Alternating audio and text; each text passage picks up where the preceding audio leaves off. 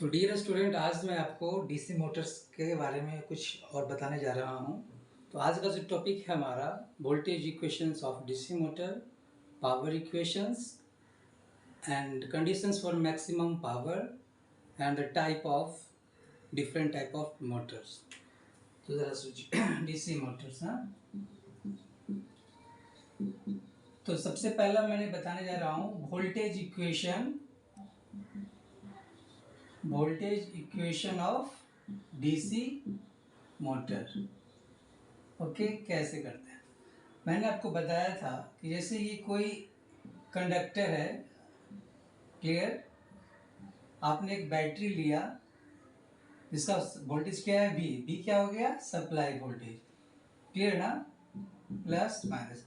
इसको आपने क्या इससे कनेक्ट किया, इसको आपने इससे कनेक्ट किया, क्या हो गया, करंट फ्लो हो गया। तो अब ये जो था क्या करंट कैरिंग कंडक्टर हो गया। फिर मैंने क्या किया था, इसमें एक इसको मैग्नेटिक फील्ड के पास रख दिया था। तो जैसे ही आप मैग्नेटिक फील्ड के पास रखोगे, तो मैंने बताया था कि अगर कोई करंट कैरिंग कंडक्टर है, उसको मैग्नेटिक फील्ड में रख दिया जाए तो उस करंट कैरिंग कंडक्टर पे फोर्स लगेगा बहुत सारा, क्योंकि बहुत सारा कंडक्टर है तो सारा फोर्स मिलकर एक टॉर्क प्रोड्यूस करेगा। तभी क्या हो गया, टॉर्क प्रोड्यूस किया, जिसके कारण क्या हो गया, ये मूव करेगा, है ना, जिसको बोलते हैं एंगुलर स्पीड। अब जैसे ये मूव करेगा तब इसका नाम क्या हो गया, मूविंग कंडक्टर। तब अकॉर्डिंग टू फैराडेज लॉ क्या कहता है कि अगर किसी मूविंग कंडक्टर को किसी मैग्नेटिक फील्ड में रख दिया जाए तो उस कंडक्टर में वोल्टेज इंड्यूस्ड हो जाएगा। चूंकि अब ये वोल्टेज क्यों प्रोड्यूस हुआ, वोल्टेज प्रोड्यूस हुआ कब, जब ये रोटेट किया, टॉर्क लगा, ठीक है ना। तो अब ये जो टॉर्क कब हुआ, जब करंट था। करंट कहाँ से आया, वोल्टेज से। तो जो ये वोल्टेज इसमें जो कंडक्टर में इंड्यूस्ड होगा वो क्या करेगा, अपोज करेगा सप्लाई वोल्टेज को अकॉर्डिंग टू लेंज लॉ, ठीक है ना। तो इसका मतलब ये हुआ कि सपोज करो आप ये सप्लाई वोल्टेज आपने क्या लिया था, V। ये आपका आर्मेचर कंडक्टर है, क्लियर। जैसे इसको आपने क्या किया, कनेक्ट किया, तो इसमें करंट फ्लो हुआ I, है ना। अभी करंट कैरिंग कंडक्टर हो गया। अब एक मैग्नेटिक फील्ड चाहिए, ठीक है। मान लो ये शंट मोटर है, तो इसमें कुछ करंट जाएगा ISH, क्लियर। तो अब क्या मैंने बताया कि अब इसमें क्या होगा, इस आर्मेचर कंडक्टर में क्या हो गया, बैक ईएमएफ प्रोड्यूस होगा जो सप्लाई वोल्टेज को अपोज करेगा। मतलब इसका डायरेक्शन क्या होगा, ये EB, क्लियर। इस बैक ईएमएफ ई को क्या बोलते हैं, बैक ईएमएफ, और काउंटर ईएमएफ भी बोलते हैं ना, काउंटर ईएमएफ, क्योंकि ये सप्लाई वोल्टेज को क्या कर रहा है, अपोज कर रहा है, क्लियर ना। तो अब इसका जैसे ये आर्मेचर, इसका अपना एक रेजिस्टेंस होता है, इसको बोलते हैं RA, है ना। तो अब मैं वोल्टेज इक्वेशन लिखने जा रहा हूं। तो अब ये क्या होगा, इसको मैं इस तरह से रिप्लेस कर दूं कि सपोज कीजिए ये इसको मैंने हटा दिया। अब यहाँ पे क्या हो गया, एक यहाँ पे आर्मेचर कंडक्टर है, एक बैटरी बना जिसका वैल्यू क्या हो गया, EB, बैक ईएमएफ। और चूंकि आर्मेचर का अपना एक रेजिस्टेंस होता है RA, है ना, इसमें क्या करंट फ्लो हुआ, IA, क्लियर। और ये जो बैटरी से जो करंट निकलता है उसको सप्लाई करंट बोलते हैं। मतलब इस केस में जो बैटरी का जो करंट है वो दो पार्ट में डिवाइड हो गया, एक आर्मेचर में चला गया और एक चला गया शंट में। तो इसको आप एक लूप बना लो, इसमें क्या लिखोगे आप, KVL से B minus IA into RA minus EB equal to 0, clear ना। तो B इजक्वल टू क्या हो गया, EB plus IA into RA। तो यही क्या कहलाता है, voltage equations of DC motor, जिसमें B क्या है, supply voltage, EB back EMF, IA armature current, और RA आर्मेचर रेजिस्टेंस। तो इसी का पहला टॉपिक हमारा था वोल्टेज इक्वेशंस। तो ये इसका वोल्टेज इक्वेशन हो गया। अब दूसरा मैंने बताया कि पावर इक्वेशन लिखना है, क्लियर ना। तो इसको मैं मिटाऊं,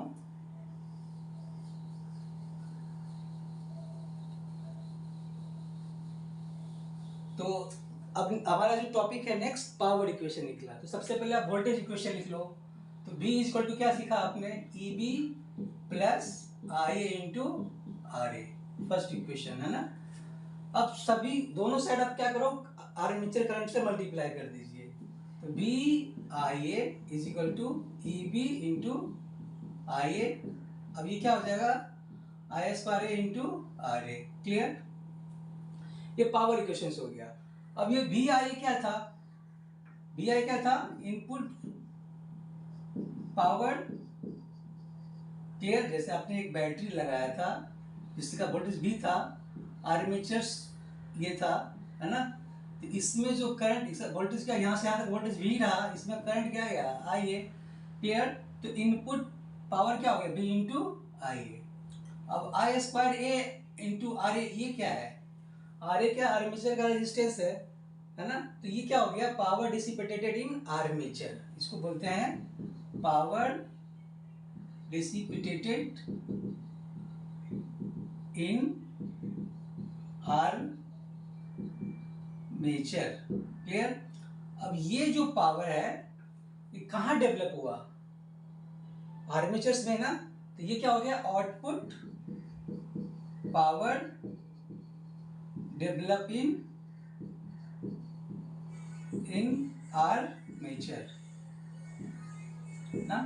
तो ये हो गया इनपुट इलेक्ट्रिकल पावर, ठीक है, ये आर्मेचर रेजिस्टेंस हो गया। और ये जो पावर था हमारा, यही पावर क्या हो गया, मैकेनिकल पावर के इक्विवेलेंट होगा, है ना। तो अगर आपसे पूछा जाए कि मैकेनिकल पावर क्या हो गया, तो आप क्या लिखेंगे, पी एम को मैकेनिकल पावर बोलते हैं, equal to E V into I A is equal to क्या हो गया, V I A minus I square A into R A. तो ये मैकेनिकल पावर का इक्वेशन क्या आ गया, V I A minus I square A into R A. ये इक्वेशन नंबर 2 लिख लीजिए। क्लियर, तीसरा पॉइंट है हमारा कि क्या कंडीशंस होगा ताकि जो पावर है वो मैक्सिमम हो जाए। तो अब जरा बताइए, बी क्या है, कांस्टेंट है, आर ए क्या है, कांस्टेंट है। तो जो पावर होगा वो डिपेंड करेगा किस पे, आर्मेचर्स करंट पे। क्लियर ना। तो अब जो नेक्स्ट पॉइंट है हमारा, कंडीशंस फॉर मैक्सिमम पावर।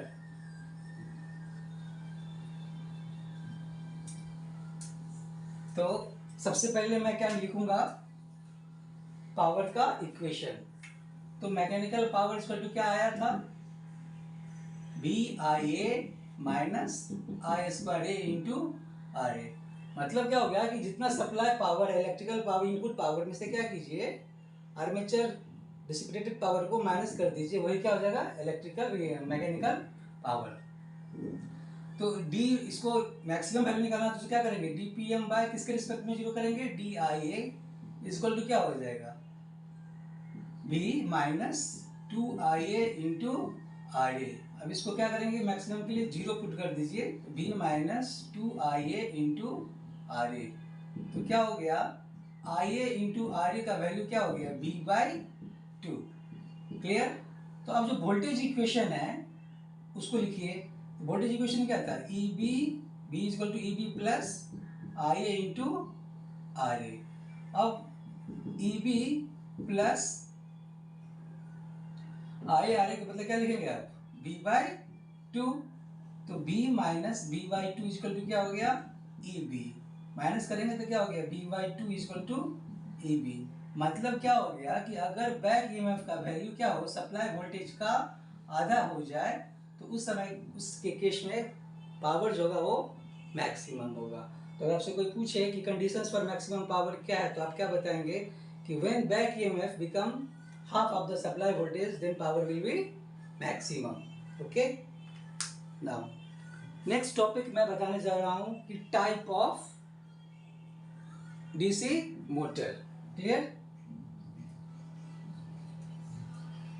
तो सबसे पहला मैं type of DC motor। तो सबसे पहले ये जो है, मैं 3 टाइप का होता है, एक शंट, दूसरा सीरीज और तीसरा कंपाउंड। क्लियर, तो सबसे पहले मैं शंट के बारे में बताता हूँ। तो शंट के बारे में जान लीजिए कि सपोज कीजिए कि आपका आर्मेचर्स है, ठीक है, ये आपका फील्ड है। अब आप क्या लोगे, एक सप्लाई वोल्टेज लोगे। तीन चीज लिया मैंने, भी, ठीक है, इसका अपना आर्मेचर रेजिस्टेंस आर ए होगा, ये R S H shunt field resistance, तीनों को क्या करोगे आपस में कनेक्ट कर दो। क्लियर ना? ओके। और इसमें क्या प्रोड्यूस हो जाएगा, बैक ईएमएफ, है ना। तो ये जो हमारा क्या है, इसमें करंट हो गया आई ए और ये इसमें current I S H. Clear? ये शंट मोटर का डायग्राम हो गया। और ये आई एल क्या हो गया, सप्लाई करंट। एक चीज याद रखिएगा कि शंट मोटर के केस में जो ये जो है ना, नंबर ऑफ टर्न जो होगा वो लार्ज होगा। क्लियर ना? नंबर ऑफ टर्न जो है, नंबर ऑफ टर्न, है ना, लार्ज होगा। क्लियर? रेजिस्टेंस का जो वैल्यू होगा, मतलब ये आरएसएस का जो वैल्यू होगा वो काफी हाई होगा। क्लियर? और ये इसका जो ये बहुत ही पतला वायर होगा, मतलब फाइन वायर, हाई, और क्या होगा, ये फाइन वायर। क्लियर?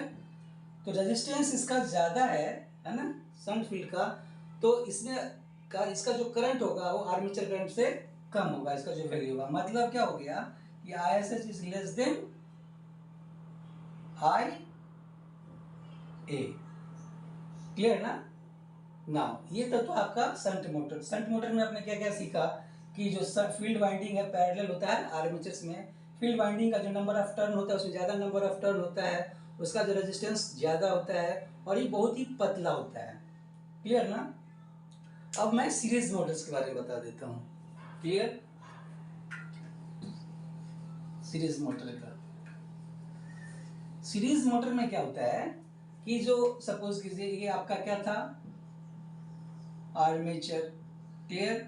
ये आपका फील्ड है, ये आपका सप्लाई वोल्टेज भी है। इसको आपस अब इसका जो रेजिस्टेंस होगा मैंने आर एस सी से लिखा। आर एस सी क्या हो गया, series field resistance. R A क्या हो गया, आर्मेचर रेजिस्टेंस। और इसमें बैक ईएमएफ प्रोड्यूस होगा, वो कौन सा क्या होगा, वो ई बी। आपस में इसको कनेक्ट कर दीजिए। क्लियर? अभी supply current I L, field में जो करंट जाएगा वो आई एस सी, आर्मेचर में जो जाएगा वो आई ए। तीनों करंट क्या होगा, सेम होगा, है ना। तो चूंकि इसमें जो फील्ड फ्लक्स होगा उस कौन से करंट से फ्लो होगा, आई एस सी, और इसका वैल्यू आर्मेचर करंट के इक्वली होगा। तो इस केस में क्या होगा कि ये जो इसका जो टर्न है रेजिस्टेंस, फील्ड वाइंडिंग का जो रेजिस्टेंस में जो टर्न होगा वो क्या हो गया, कम होगा। नंबर ऑफ टर्न जो होगा, number of turn few less होगा ना, फ्यू लिख सकते हैं। क्लियर? रेजिस्टेंस का जो वैल्यू होगा लो होगा। क्लियर ना? और ये थिक वायर होगा, क्या होगा, ये थिक वायर। क्लियर ना? ये याद रखिएगा। क्लियर? ये था आपका सीरीज मोटर्स का डायग्राम। अब मैं आपको बताने जा रहा हूं कंपाउंड मोटर्स का। कंपाउंड मोटर्स दो टाइप का होता है। कंपाउंड मोटर्स जो है दो टाइप का होगा। कंपाउंड के बारे में बता दूं, एक होता है शॉर्ट शंट, ठीक है, और एक होता है लॉन्ग शंट। क्लियर ना? तो कंपाउंड में दो फील्ड वाइंडिंग होती है, एक शंट फील्ड वाइंडिंग और दूसरा सीरीज फील्ड वाइंडिंग। तो सबसे पहले आप एक सप्लाई वोल्टेज ले लीजिए, ठीक है, V। एक आपने क्या किया, आर्मेचर्स ले लिया, ठीक है, एक वाइंडिंग यहाँ पे रख दिया और एक वाइंडिंग मैंने यहाँ पे रख दिया। क्लियर? दो फील्ड वाइंडिंग लिया मैंने, इसका नाम है आर, इसका रेजिस्टेंस आर एस सी, इसका resistance R S H shunt field का, और इसका आर्मेचर्स का आर ए, और इसमें क्या प्रोड्यूस होता है, ई बी। क्लियर ना? तो इसको आप इस शॉर्ट शंट में क्या होता है कि जो शंट फील्ड होता है डायरेक्टली पैरेलल टू होता है किसके, आर्मेचर्स के। क्लियर ना? तो ये सप्लाई वोल्टेज हो गया, ऐसे सप्लाई करंट इससे चला जाएगा आई एस ई, जो सीरीज फील्ड में जाता है उस करंट को बोलते हैं आई एस ई, दोनों वैल्यू सेम होगा। इसमें करंट हो गया आई ए, ये चला जाएगा आई एस एच। क्लियर? ये हो गया शॉर्ट शंट। इसमें जो शंट फील्ड है वो पैरेलल होता है सिर्फ किसके? आर्मेचर्स के। लॉन्ग शंट में क्या होता है, फिर उसी तरह आप क्या कीजिए, एक सप्लाई वोल्टेज लिया, उसके बाद आपने एक आर्मेचर्स लिया, क्लियर, एक फील्ड और एक फील्ड इस तरह लिया ना, ये R S H, R S E, R A, इसमें जो बैक ईएमएफ होता है ई बी, क्लियर, इसको कनेक्ट कर दीजिए। इसमें आप क्या देख रहे हो कि जो शंट फील्ड वाइंडिंग है पैरेलल है किसके? Series combinations of series field and armatures की। बैटरी से जो करंट निकला उसको हम सप्लाई करंट बोलते हैं, IM। इसमें चला जाएगा ISE सीरीज फील्ड करंट, ये आर्मेचर करंट, और ये ISH, ये हो गया शंट फील्ड करंट। तो यही था आपका कंपाउंड मोटर का लॉन्ग शंट का डायग्राम। तो अभी तीन चीज मैंने बताया, voltage equations, power equations, conditions for maximum power and type of different type of DC motor. Next मैं बताने जा रहा हूं स्पीड और बैक ईएमएफ में क्या रिलेशंस है। क्लियर? अब बताओ आपने क्या पढ़ा था कि EB का जो वैल्यू होगा क्या होगा? 5ZN/60 इंटू P/A पढ़ा होगा। जनरेटर के केस में ये इजी हो जाएगा और मोटर के केस में ये EB, इसको बोलेंगे EB। तो जरा बताइए आप कि N इक्वल टू क्या हो जाएगा? 60A into EB bye 5Z, 5Z और P, यही होगा ना? 60A EB by 5ZP। तो ये जो टर्म है, ये वाला टर्म है ना, 60A क्या है? Number of parallel path, Z क्या है? Number of armature conductor, P क्या है? नंबर ऑफ, ये कांस्टेंट हो गया। तो अब इसको क्या लिख सकते हो? K EB by 5। तो ये एक स्पीड का एक रिलेशन हो गया। वेयर K का वैल्यू क्या हो गया? 60A by ZP। क्लियर? इसको इक्वेशन नंबर हमने फर्स्ट मान लिया। अब हमें निकालना, हमें क्वेश्चंस रहेगा कि इनिशियल वैल्यू और फाइनल वैल्यू का, कि अगर फ्लक्स का वैल्यू 5 है, बैक ईएमएफ का वैल्यू 5 है, EB 1 है, स्पीड का वैल्यू N2 है, अगर फ्लक्स 5 हो जाए, बैक ईएमएफ E2 हो जाए, तब N2 क्या होगा? क्लियर में इस टाइप का रिलेशंस हो जाएगा ना। तो स्पीड रिलेशंस के बारे में मैं बताने जा रहा हूँ। ओके, तो इससे आपने क्या देख रहे हो कि N is directly proportional to back EMF और inversely proportional to field flux, है ना, फ्लक्स पर पोल, है ना। तो अब कैसे लिखेंगे आप कि मान लीजिए ये स्पीड N1 है, फ्लक्स पर पोल 5 है, बैक ईएमएफ EB1 है। नेक्स्ट है N, final speed N2, flux पर पोल, फाइनल फ्लक्स पर पोल B2, और ये back EMF EB2 equal to हो गया। ये आपसे पूछा जा रहा है। तो आपने क्या देखा है कि EB इज प्रोपोर्शनल टू क्या होता है, sorry, speed is proportional to EB by 5, directly proportional to back EMF है और inversely proportional to flux.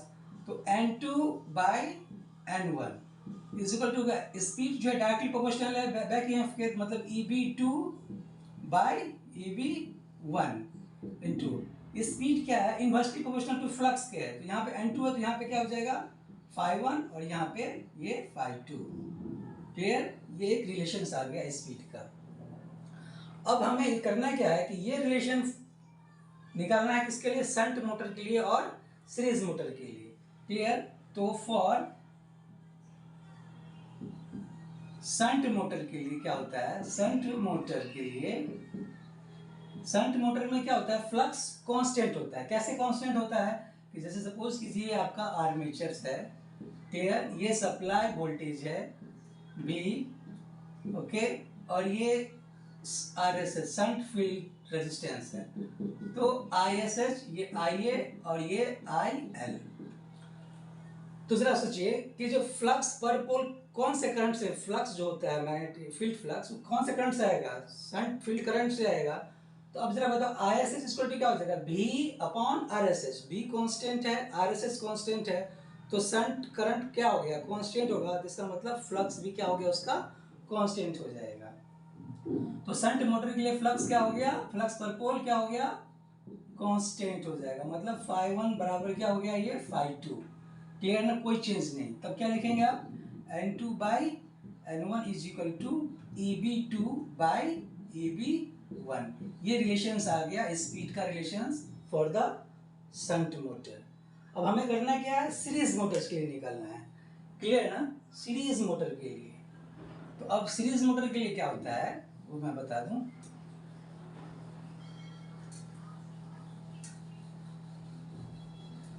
Series motor के लिए है ना, पहले इसका डायग्राम बना लीजिए आप, है ना।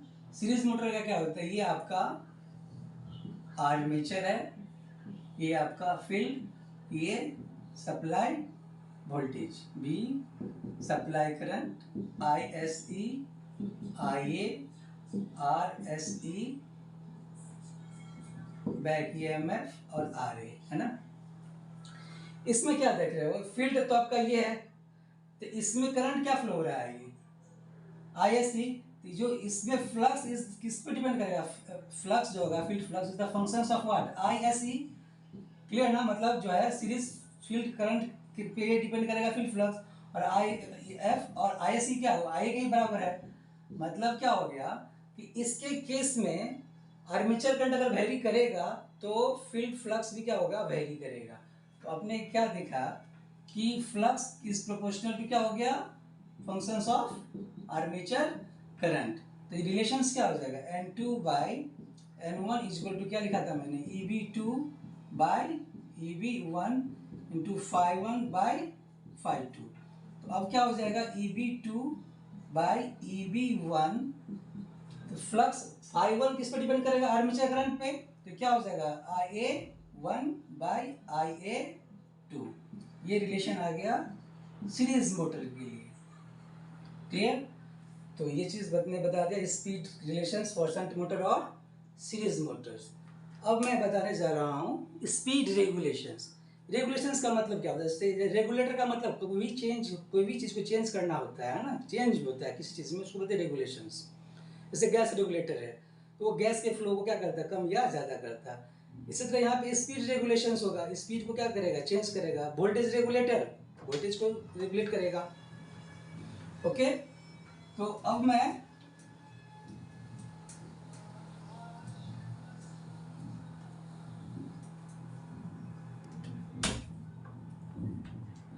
तो स्पीड रेगुलेशंस ये क्या है ना। तो ये क्या है, चेंज इन स्पीड, है ना, change in speed from full load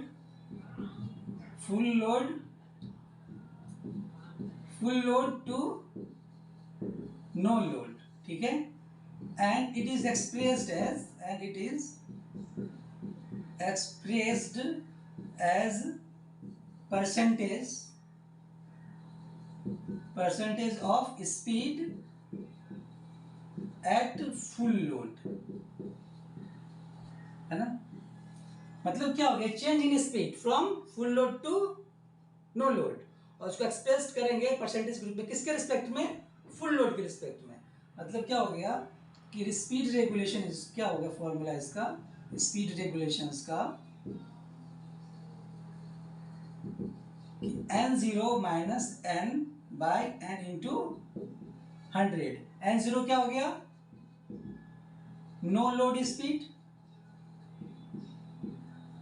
और N क्या है, फुल लोड स्पीड, है ना। तो यही था speed regulation, change in speed from no load to full load and is expressed as a percentage of speed at full load. Next एक और चीज है जो मैं आपको बहुत इंपॉर्टेंट चीज बताने जा रहा हूं। ओके,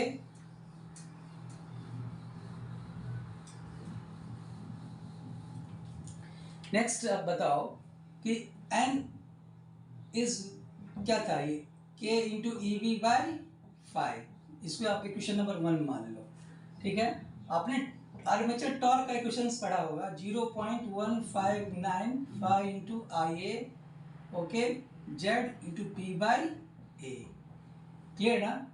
तो अब ये बताओ, ये टर्म यहाँ से लेके यहाँ तक है ना, ये क्या है, कांस्टेंट है, इसको मैंने टी ए इसको लिख दिया K1 फाइव इंटू आई ए, मतलब टॉर्क इज प्रोपोर्शनल टू क्या हो गया, five into I A, clear. Equation number 2।